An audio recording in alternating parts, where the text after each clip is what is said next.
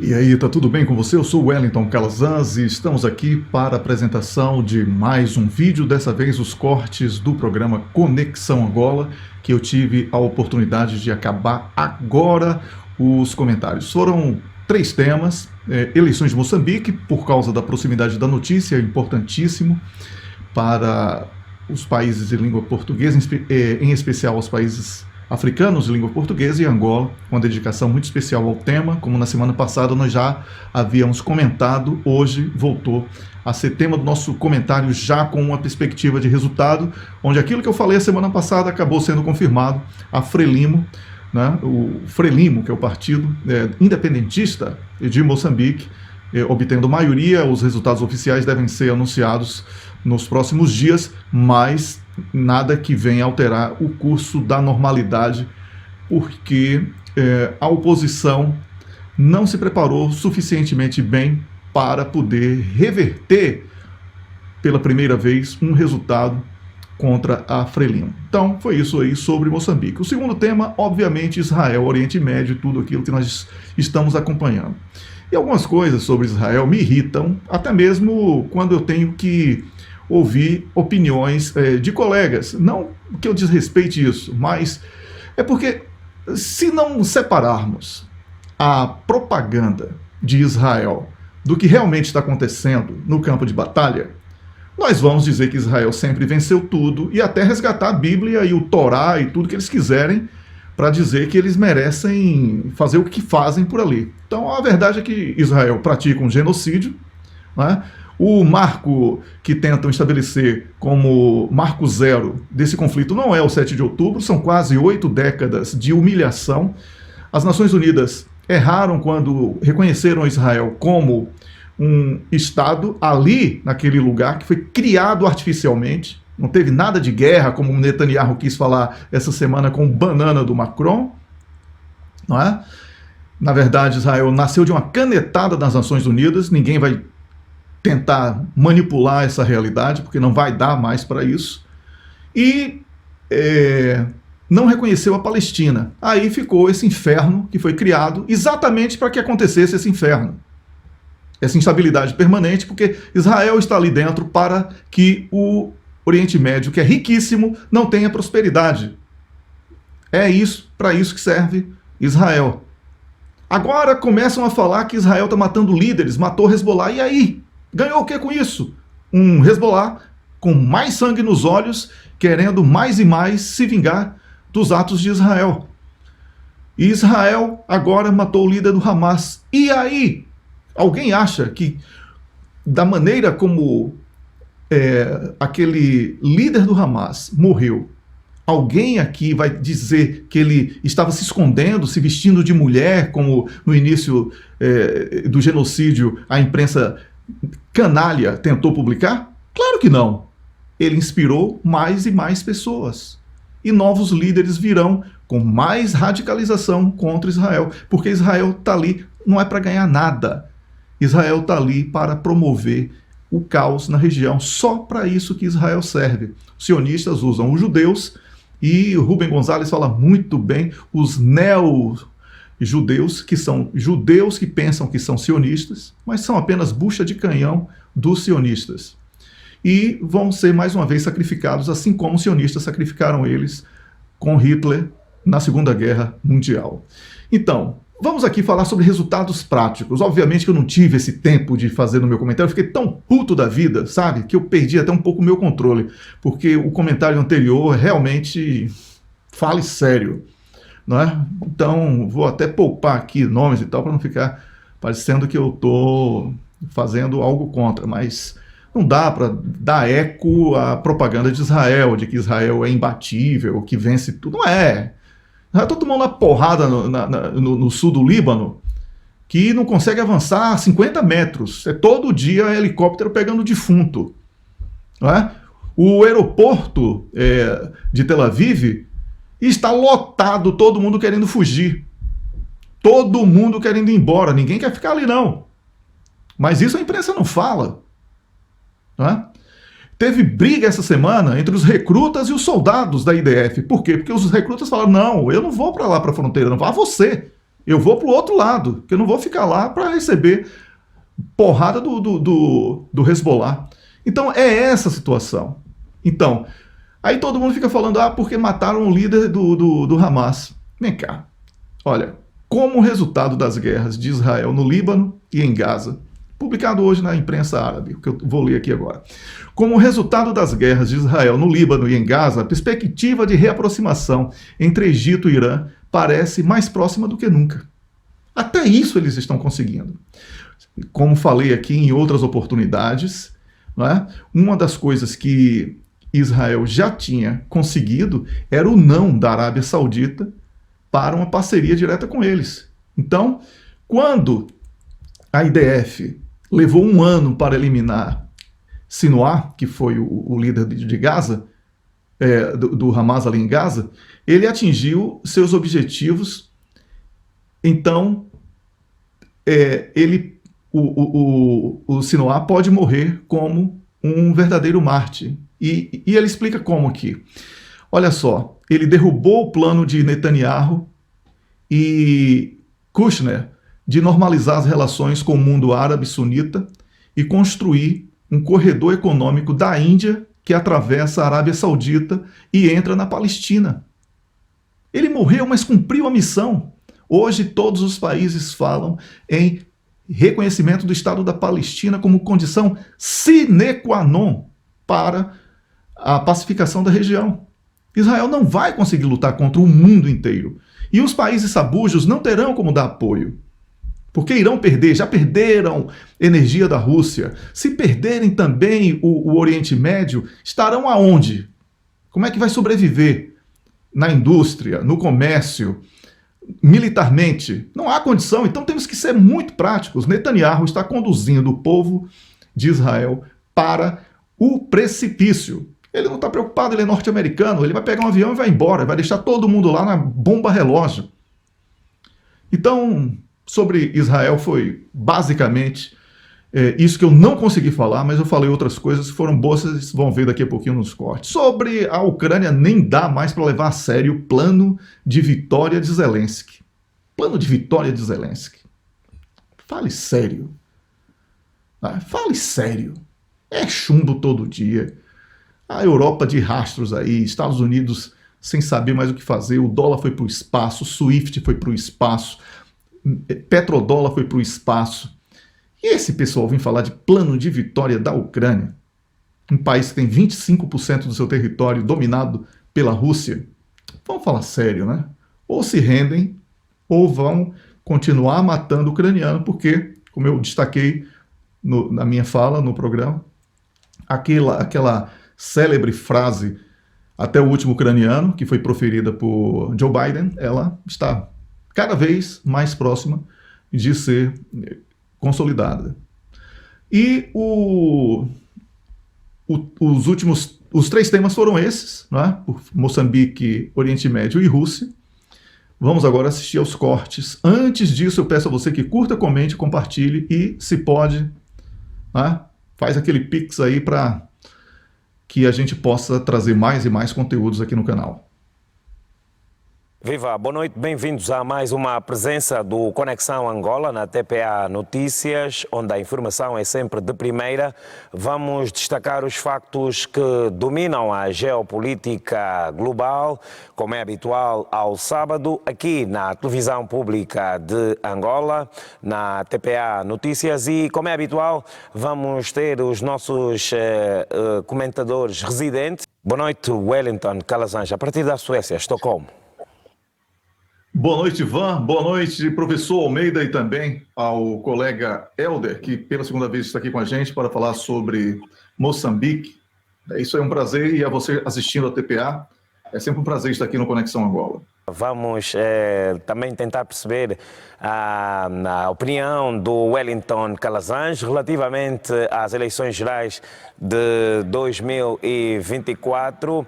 Wellington Calazans, vamos então tentar perceber, já terminaram os apuramentos distritais e provinciais destas eleições gerais de Moçambique em 2024. Muita gente critica o prazo que é dado em Moçambique, que são 15 dias depois das eleições para o resultado final. Acredita que este prazo, que é digamos que a opinião de alguns que é extenso, propicia estes momentos que Moçambique está a viver antes dos resultados finais? Olha, Ivan, eu vejo da seguinte maneira: cada país sabe da necessidade do seu próprio processo eleitoral. Moçambique tem as suas regras e essas regras foram aprovadas por todos que concorreram. Falei isso aqui no sábado passado e repito. Então, o que acontece é que a velocidade das redes sociais tem aumentado muito a ansiedade das pessoas. E, com isso, o surgimento de boatos, de mentiras, o que chamamos de fake news, tecnicamente, que são notícias falsas na nossa língua, né? Isso ajuda a construção de um projeto de instabilidade pós-eleitoral que eu denunciei no Conexão Angola passado, né? Aqui, quando comentamos o tema, inclusive com o colega David Temudo no local, né? Para além do nosso convidado, que temos o prazer de recebê-lo de volta aqui, o Helder Jauana, que é moçambicano e conhece melhor do que todos nós aqui o país e as especificidades. Então, o que foi que eu vi? Né? Eu tenho que falar como um observador distante, que sou, e alguns contatos que fiz ao telefone e outras coisas que nós temos como recurso. O processo eleitoral decorreu dentro da sua normalidade. O partido que teve e tem a maior capilaridade no conjunto da representação política e também social do país, ganhou mais uma vez. A oposição foi rachada, não é? Criando inclusive um outro partido com um candidato que surgiu aí desse rompimento dentro da Renamo. E, com isso, a Renamo caiu bastante e ele conseguiu levar mais apoios, mas não foi suficiente para fazer frente à concorrência e à estrutura que já existe. Existe porque, historicamente, a Frelimo está no poder. Então, não é uma questão de preferência, não é uma questão aqui de tentar encobrir isso ou aquilo. Não, o processo eleitoral decorreu. Eu acompanhei o processo eleitoral de Moçambique este ano, antes mesmo dos preparativos.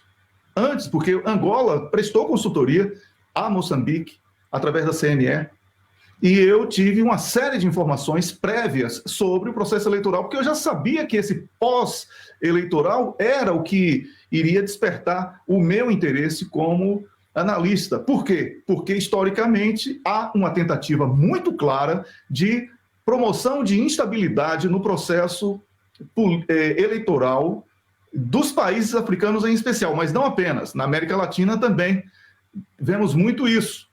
E agora, um crime que aconteceu, que coincidência, né?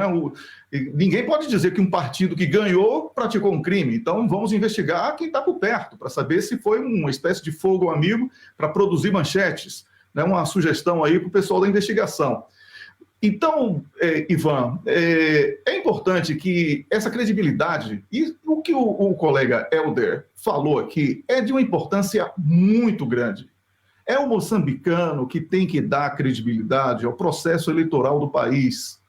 Não pode ficar dando a oportunidade de que atores internacionais ganhem importância num nível tal que, a partir do aval dele, como observador ou como ingerente, né, porque há uma ingestão aí dentro dessas ONGs e outras coisas que são não governamentais apenas na teoria, mas na prática interferem a todo instante no processo político, não é? E governamental também.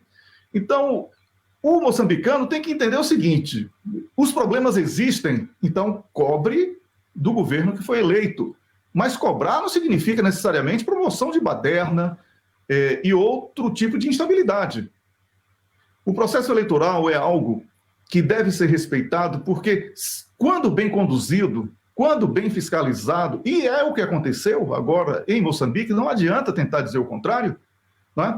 Ele externa o desejo da maioria.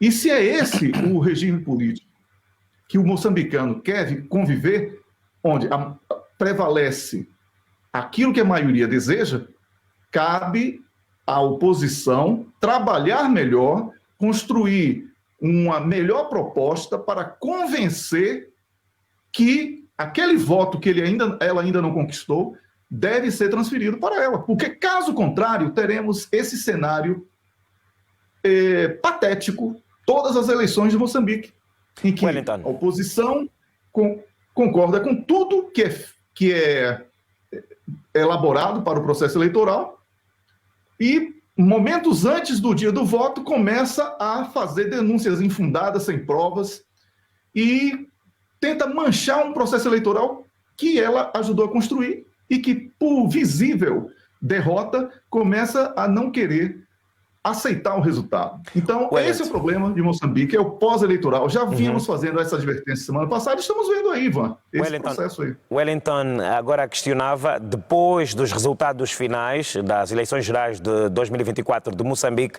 acredita que irá acontecer alguma instabilidade, alguma insurreição no país do Índico, Moçambique? Olha, não quero aqui parafrasear o colega Helder, que falou que não ele não tem capacidade de adivinhar.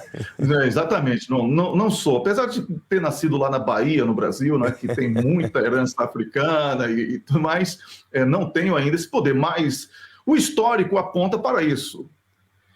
Eu não acredito que, diante de mais uma vitória da Frelimo, o nível de oposição e de organização de protesto seja suficientemente grande para produzir um distúrbio. Não acredito.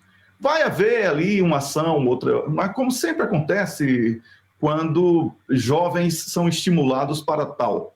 Mas eu não acredito que seja suficiente para produzir uma instabilidade no país, e é importante que todos usem a força que possuem para que essas demandas que estão sendo reclamadas sejam atendidas no campo democrático, no campo da governação, no campo da participação popular, em diálogo permanente com seus representantes eleitos nas urnas, para que eles atendam essas demandas de emprego, saúde, educação e tudo que vem sendo motivo de debate profundo dentro de Moçambique. Uma sugestão é que o governo que agora deverá ser anunciado como vencedor, o novo presidente, ele reveja a sua política internacional, em especial com os países fora do continente africano, para que ele eleja melhores parceiros, não é? Já que no continente africano existe uma lealdade muito grande, especialmente entre os países de língua portuguesa,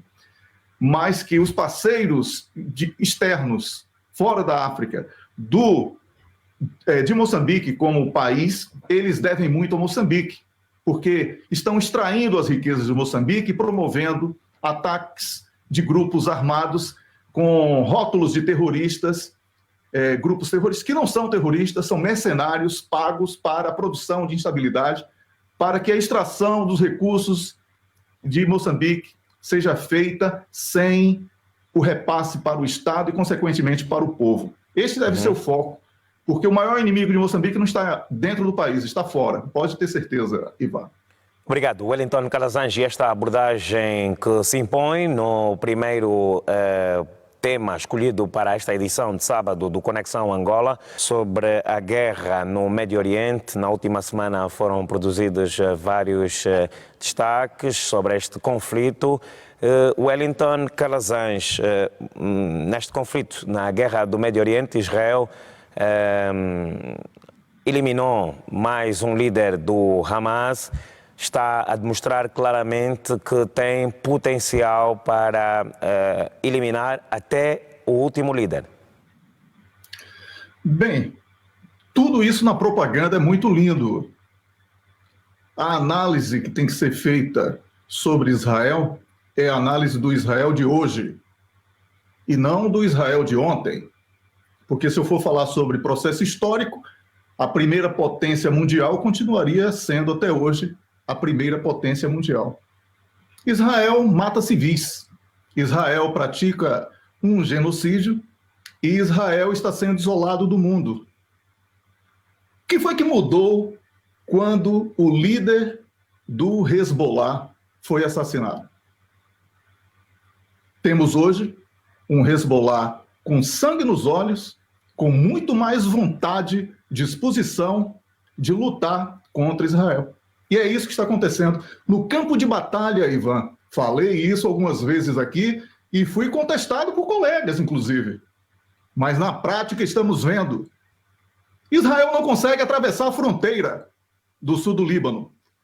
O único recurso que possui, ataques aéreos contra civis, matando mulheres, crianças, idosos, né? Prato preferido de Israel. E aí consegue atingir um ou outro membro do Hezbollah, que tem 150 mil, e diz que matou um líder. Se Israel hoje matar o porteiro da casa, do motorista do terceiro quadro do Hezbollah, ele vai dizer que matou um líder do Hezbollah. Então, Israel vive de propaganda. A propaganda é importante numa guerra, e olha que eu trabalho com isso. Mas não ganha sozinha. A Ucrânia é uma prova concreta do que eu estou dizendo. Israel conseguiu fazer com que um possível acordo com a Arábia Saudita fosse desfeito com os países árabes. Por quê? Porque aquela ideia de promoção de um grande corredor atravessando a Palestina não dá certo. Porque os árabes já disseram que se não houver o reconhecimento do Estado da Palestina, não vai haver acordo com Israel. Isso desmorona o projeto de Israel. Os países da região não querem uma boa parceria com Israel, porque o projeto, na insanidade de Benjamin Netanyahu, da grande Israel, é de construção de um país maior invadindo todos os outros. Só na cabeça de Netanyahu isso pode dar certo. Então, falar sobre Israel que mata, que é impiedoso, e esquecer que em 2006 ele saiu do Líbano com uma mão na frente e outra atrás, depois de 18 anos de luta em vão, isso não é nada. Israel fazia propaganda do Iron Dome. 32 mísseis acertaram uma base militar que era considerada na propaganda como a mais protegida do planeta. 32 mísseis. Israel não tem condição de retaliar os iranianos, porque não possui tecnologia hipersônica. Não adianta os norte-americanos oferecerem o sistema THAAD, porque não para a energia, a arma hipersônica. Antimíssil também. Os americanos dizem que vão fornecer antimíssil. É o THAAD. É um instrumento de defesa. Não para a tecnologia hipersônica. Então, Israel, com bomba atômica que possui, é hoje mais perigoso dentro do seu território possuir esse tipo de arma, porque não tem capacidade de entrega. As novas tecnologias bélicas não são por potência das armas, e sim pela velocidade delas. E isso ninguém está comentando com a devida seriedade. Então, Ivan, falar que Israel está ganhando alguma coisa por estar promovendo um genocídio, mata um líder, amanhã vem outro. Matar líder é a coisa mais burra numa guerra, porque você produz novos líderes. Você inspira. Se o Hamas quisesse fazer propaganda dele mesmo, não conseguiria fazer, como essa imagem recente da morte do líder do Hamas, atirando no seu último ato com um único braço, um pedaço de madeira contra um drone. Isso é tudo o que inspira aquele povo que só produz mais e mais desejo de lutar contra Israel. Então, falar que Israel está ganhando alguma coisa, realmente me entristece. Wellington Calazans, a partir da Suécia, Estocolmo, a deixar aqui a sua análise sobre a guerra no Médio Oriente e este destaque que marcou a semana, a morte do líder do Hamas. Wellington Calazans, vamos então abordar também esta última semana daquilo que foi destaque neste conflito entre a Rússia e a Ucrânia, com o plano da vitória de Zelensky, que prevê a obtenção de armamento nuclear, e também este mesmo plano, o plano da vitória de Zelensky, que prevê uma derrota da Rússia. Vamos à análise. O plano de vitória de Zelensky é o meu sonho de ter sido astronauta quando eu tinha 7 anos de idade. Aí eu percebi que não era muito bom em física e matemática, que eu era melhor escrevendo textos, fazendo outras coisas, e desisti da ideia. E hoje estou aqui comentando sobre o sonho de Zelensky. Zelensky é uma pessoa deslocada da realidade por vários fatores, né? Inclusive por comportamento. Mas o hábito de pedir armas e dinheiro acomodou Zelensky, que hoje não é mais presidente da Ucrânia, está ali ocupando um espaço sem ter sido eleito para esse período. Não é? É bom que se diga. E porque o país estava em guerra, a Síria também estava em guerra, realizou eleições. Então, chamar Bashar al-Assad de ditador e a Síria de regime, e dizer que a Ucrânia é democracia com Zelensky sem eleição, é tudo que o Ocidente deveria ter vergonha de fazer hoje. O plano de Zelensky é pedir dinheiro, pedir armas, provocar a Rússia, e é isso que ele tem feito desde o início. Qual o resultado prático disso? Uma Europa quebrada financeiramente, Estados Unidos sem nenhuma condição mais de se envolver com essa guerra, tentando se livrar de qualquer jeito. O recrutamento de tropas na Ucrânia é feito hoje por livre e espontânea pressão, né? As pessoas são arrastadas de dentro de suas casas, nos shoppings, agora nas festas em Kiev, que nós víamos muitas contradições entre as populações do interior do país e da capital, enquanto alguns estavam em bailes e outros eventos festivos na capital, os do interior já estavam sendo remetidos à carne moída da Ucrânia e da NATO naquele país. Agora já não é mais tão confortável assim, porque a expressão até o último ucraniano de Joe Biden no início da guerra, ela está cada vez mais firme e forte. Esse último ucraniano está chegando. Por isso, o plano de paz de Zelensky é mais do mesmo, é uma grande mentira, até porque quem perde uma guerra, como é o caso da Ucrânia, não tem condição nenhuma de impor condições de vencedor. Quem vai impor as condições será a Rússia, porque é a vencedora da guerra, já muito claramente isso. Os países ocidentais não vão escalar, porque tem medo da retaliação russa. O reajuste, não é? O ajuste recente do que foi feito como um plano de ação daquilo que envolve o uso de arma nuclear pela Rússia, deixa muito claro que é uma questão de sobrevivência para os russos, a sua defesa. Portanto, não há como o Zelensky falar de ingresso à NATO, porque seria declaração de guerra mundial por causa do artigo 5º da NATO, que exige a solidariedade entre todos os países membros. Isso está descartado. E armas nucleares, a Ucrânia é outra utopia que Zelensky fala como um visível ato de desespero. Portanto, Ivan, teremos mais e mais a comentar sobre essa guerra que a Rússia só lucra com ela. Né? Notícia saída hoje, por exemplo, a Índia está construindo um enorme depósito para receber mais gás e combustíveis fósseis da Rússia. A Rússia já tem o mercado chinês, agora terá o mercado indiano. Você acha mesmo que a Rússia está preocupada com Europa e Estados Unidos como mercado? Não está. A economia russa foi a que mais cresceu na Europa. E o tempo joga a favor dos russos e essa guerra se estenderá com a Rússia avançando tranquilamente, como tem feito até aqui. Aos três, quero agradecer a disponibilidade. Muito obrigado e contamos tê-los em próximas ocasiões. Um grande Forte abraço. E tudo de bom. Até a próxima. Até a próxima. Boa noite aos três. Você assistiu aos cortes do programa Conexão Angola de hoje? E eu agradeço a você por estar aqui no canal. Peço mais uma vez que você curta, comente, compartilhe e quem pode, obviamente, quem pode, faz um Pix para fortalecer o nosso trabalho, para que possamos trazer mais e mais conteúdos exclusivos para você, tá bom?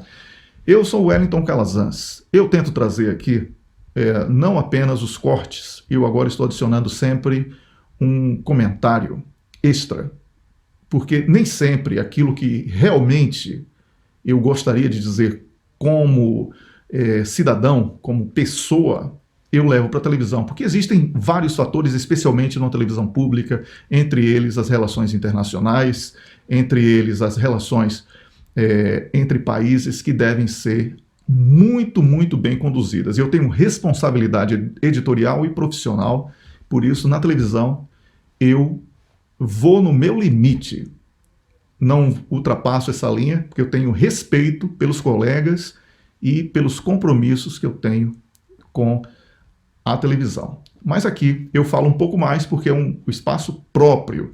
Por isso eu peço sempre que você apoie de diferentes maneiras, curtindo, comentando, compartilhando, quem pode faz o Pix, como eu falei, para que nós possamos trazer mais conteúdos independentes, exclusivos do canal, porque tem muita coisa que não é dita na imprensa que nós, com mais tempo e com melhores condições, poderemos trazer para você, tá bom? Eu desejo que você tenha um excelente fim de semana. Um grande abraço. Na segunda-feira eu estarei no hora 10 da noite, então tem vídeo na terça-feira, logo pela manhã, às 7 da manhã.